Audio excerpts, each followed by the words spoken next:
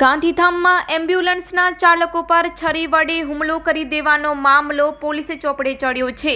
આ મામલે વધુમાં મળતી વિગતો અનુસાર ગાંધીધામમાં આવેલ ભારતનગર વિસ્તારમાં ખાનગી હોસ્પિટલના ગેટ પાસે કાર હટાવવા મુદ્દે એક શખ્સે એમ્બ્યુલન્સના ચાલક ઉપર છરી વડે હુમલો કરી દીધો હતો।